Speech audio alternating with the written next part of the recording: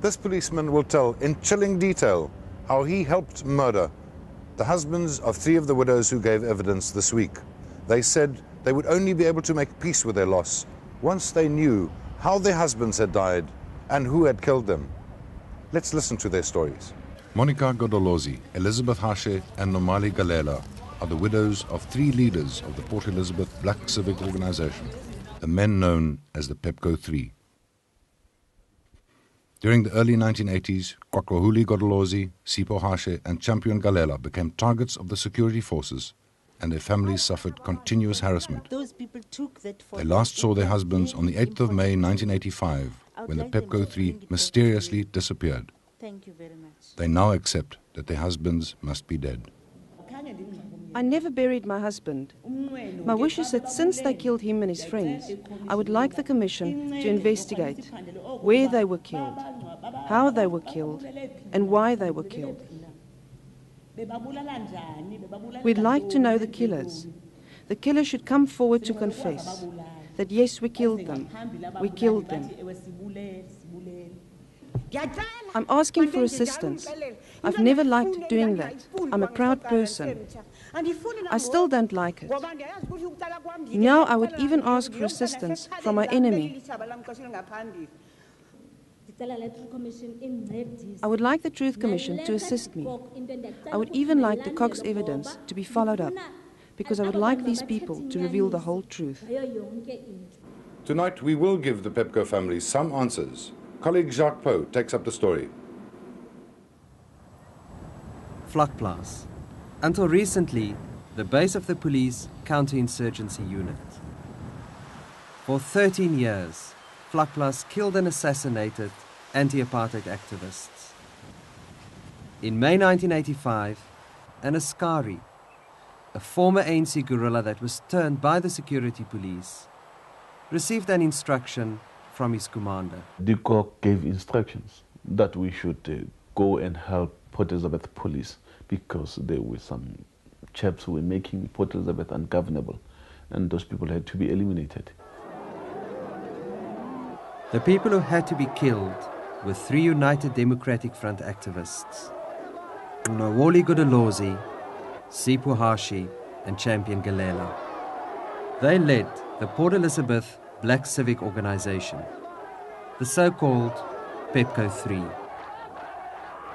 In March 1985, they had organized a 3-day stay away in the Eastern Cape. Their campaign played a major role in making the region ungovernable. On the 8th of May 1985, the PEPCO 3 disappeared. They were never seen again. To this day, their disappearance has remained a mystery. But now, Germa Masela has decided to talk.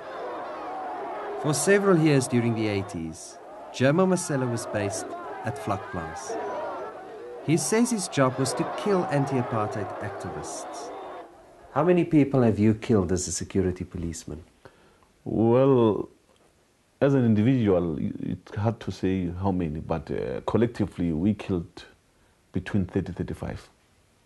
Why did you kill these people? It was instructions from the head office, it was instructions from my immediate commanders. Like people like the Cock?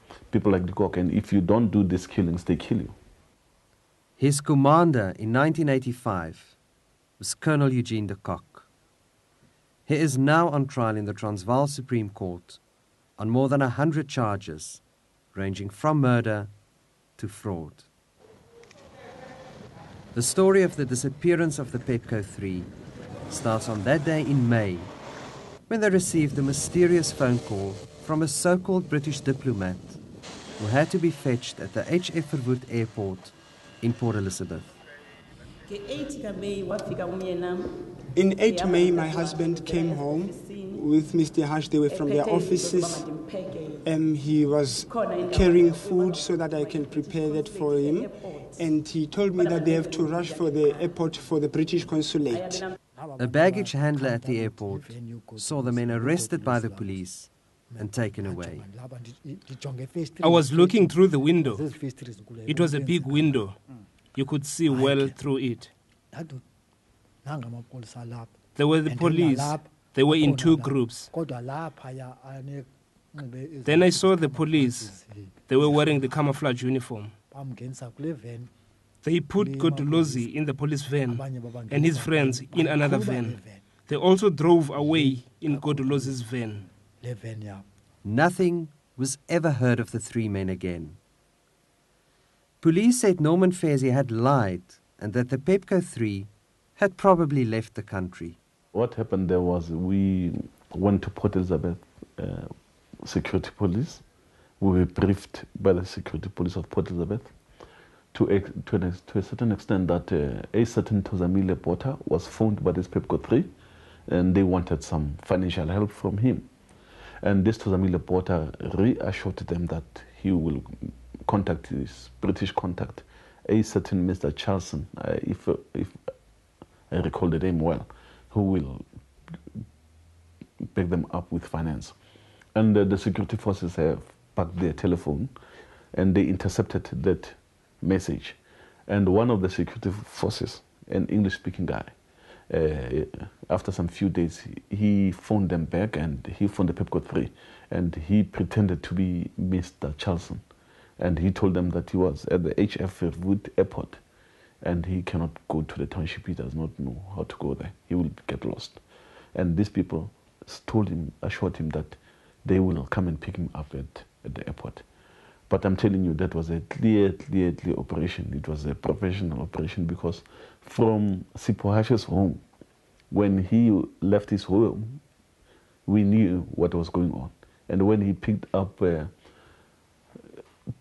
Kolela, we knew that they picked up Kolela. And when he went to pick up Godolozi, we knew. He started with Godolozi first, and they went for Champion Kolela. So we knew all that.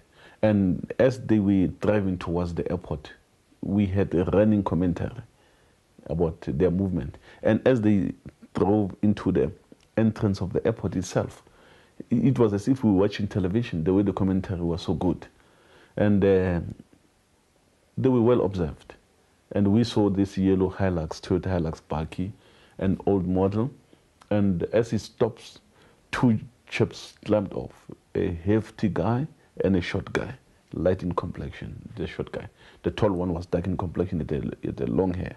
And the old man drove away to look for parking. And we jumped out of our minibus, Husky, a blue one, with tinted windows. And we grabbed these two quickly. And we pushed them into the Kumbi, and the other security forces, held their guns over them. They couldn't make a move. And by the time the third guy, Sipo Hashe, did not notice what was happening because the action was so fast. It was lightning fast. It was carried out with a military precision. And then we went to him. By the time he finished parking the car, he tried to climb off. We were already there. And we identified ourselves as policemen and all that. And he was taken to the Kumbi also. And I was given instructions by Colonel Fenter at that stage that I must drive these people's car and follow a certain white Mazda car. And I did as I was told. According to Mamasela, the Pepco 3 were driven to this old police station outside Craddock. It was known as Post Chalmers. The Pepco 3 were driven to a farmhouse that was turned into a police station long time ago, but it was no more used. And they were driven there. They were put into what we call an animal shed. It's like a big, long garage. They were put there for the evening, but they were interrogated first. And the first thing in the morning at about 9 a.m., the joint security forces of Cape Town came in. That was Cape Town, Port Elizabeth, and Craddock. They just came in there and they started interrogating these people. And the first person to be interrogated was Sipo Hashe. How were they interrogated? It was brutal. It was what in Afrikaans people call broekskier. It was terrible. Were they tortured? They were tortured severely. They were savaged. They were brutalized. And what was your role in the torture? My role in the torture was strangle them and stifle them so that they couldn't make enough noise, because there were some neighboring farmhouses nearby. So we carried out our instructions, but were they eventually killed? Lieutenant Nivold beat them up with an iron pipe into their heads so severely that they were kicked, they were punched, they were stomped, or they were jumped over their heads, and they were killed. Yes, they died. They died one by one. It was terrible. I've never seen anything like that in my life. It was a blazing hell on earth. The two security policemen implicated by Germa Masela in the disappearance of the Pepco 3 are Colonel Rolf Venter and this man, Colonel Gideon Nieuwoud. He refused to be interviewed this week, but said in a statement from his lawyer that he was in no way involved in their disappearance or death. But, says a senior military officer, I conducted operations with Nieuwoud. I.e. Gideon Nieuwoud worked in an operation that I was the coordinator of in 86 onwards in the Eastern Cape. Their total brief was to go out at night to pick up known individuals involved in the United Democratic Front or the alternative leadership structures. They would kidnap or abduct middle of the night, kick down doors, take the individual they want, take him back to the complex, and then interrogate him up to the 3rd degree. What do you mean by 3rd degree? Well, we made use of half drownings, electric shocks, tubing, favourite term. That's where you step somebody's face into the inner of a car tyre and basically suffocate him. And what was Gideon Nieuwoud's role in this? Gideon Nieuwoud was the senior operator of the police contingent in this combined operation. I was on Bryce where some of the teams were still busy with the subject. We will have a social gathering on this side, and then you can hear somebody moan in another room.